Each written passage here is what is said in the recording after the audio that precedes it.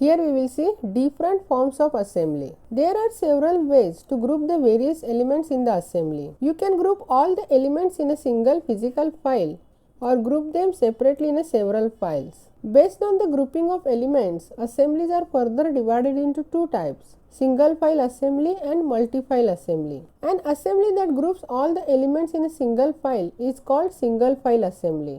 This assembly can be created by compiling the application in Microsoft Visual Studio .NET. A single file assembly contains all the necessary elements such as CIL code, header files, and manifest in a single .exe or .dll package. A multi-file assembly is a set of .NET modules that are deployed and versioned as a single unit. These modules are called primary and secondary modules. The primary module contains an assembly-level manifest, and the secondary modules have a .NET module extension containing a module-level manifest. The major benefit of a multi-file assembly is that they provide a very efficient way to download the content. The files that make up a multi-file assembly are not physically linked by the file system. Rather, they are linked through the assembly manifest, and the common language runtime manages them as a unit. After compilation of an application, .NET Framework produces two types of assemblies: either executable, that is .exe file, or non-executable, that is dynamic link library file. EX is a short form for word executable. In any .NET application package, there will be at least one EXE file. EXE files have a part in the code